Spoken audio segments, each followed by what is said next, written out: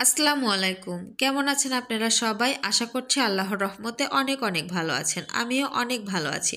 আজকে আমি তৈরি করে দেখাবো হানি উইংস রেসিপি। হানি উইংসটা খেতে কিন্তু ভীষণ ভালো লাগে, আর এসব রেস্টুরেন্টে কিন্তু অনেক অনেক দাম নিয়ে থাকে। তাই বাসায় সহজে কিভাবে তৈরি করবেন চলেন দেখে নিই। এখানে আমি নিয়েছি কিছু উইংস, আর নিয়ে নিয়েছি আদা রসুন বাটা 1 চা চামচ, গোলমরিচ গুঁড়া দিয়ে দিয়েছি, কালো গোলমরিচ গুঁড়া দিয়ে দিয়েছি 1/2 চা চামচ, আর শুকনা মরিচ গুঁড়া দিয়ে দিয়েছি 1 চা চামচ, আর 1/2 চা চামচ দিয়ে দিলাম লবণ। আর এখন আমি দিয়ে দেব সয়া সস 1 চা চামচ। যেহেতু আমার উইংসের পরিমাণ কম, তাই আমার মশলার পরিমাণও কম। আপনাদের উইংস বেশি হলে মশলার পরিমাণটাও একটু বাড়িয়ে দেবেন।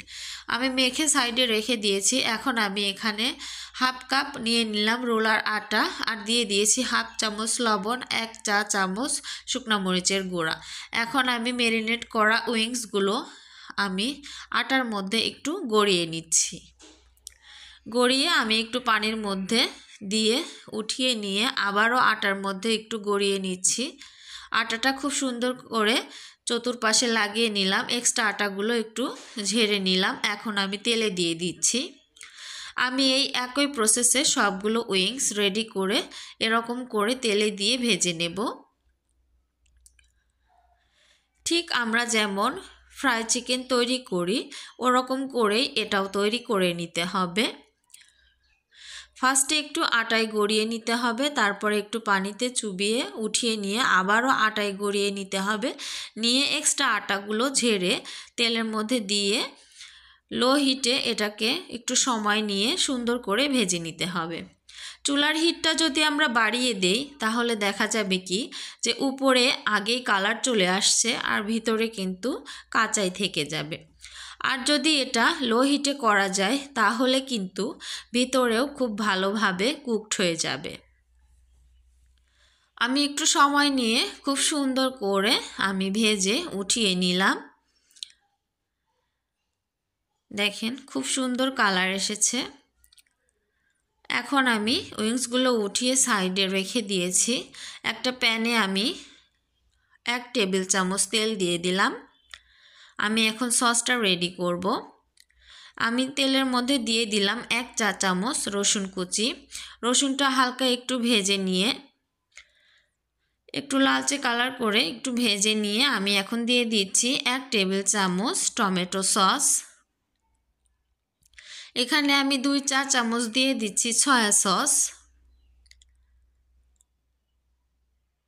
দিয়ে এই সসটা কিন্তু রেডি করে নিতে হবে। এখন আমি হানি দিয়ে দেব, মানে মধু আমি দিয়ে দিচ্ছি 1 টেবিল চামচ। আপনারা আপনাদের মাংসের পরিমাণ বুঝে মধুটা এখানে ব্যবহার করবেন।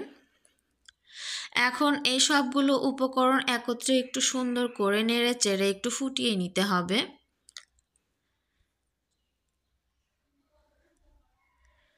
দেখেন খুব সুন্দর করে লো হিটে এটা রান্না হচ্ছে। এখন কিন্তু সসটা ফুটে উঠেছে। এখন আমি একটু পরে উইংসগুলো দিয়ে দেব। উইংসগুলো দিয়ে কিন্তু খুব বেশি সময় জাল করার কোনো প্রয়োজন নেই। আমি এখন উইংসগুলো দিয়ে দিচ্ছি। দিয়ে সসের সঙ্গে খুব সুন্দর করে একটু নেড়েচেড়ে মিশিয়ে নেব। নেড়েচেড়ে মিশিয়ে নিলেই আমাদের ইয়াম্মি জুসি উইংস রেডি হয়ে যাবে। এই উইংসগুলো ফ্রাইড রাইসের সঙ্গে খেতে ভীষণ ভালো লাগে। আবার চাইলে এগুলো এমনিও কিন্তু খাওয়া যায়।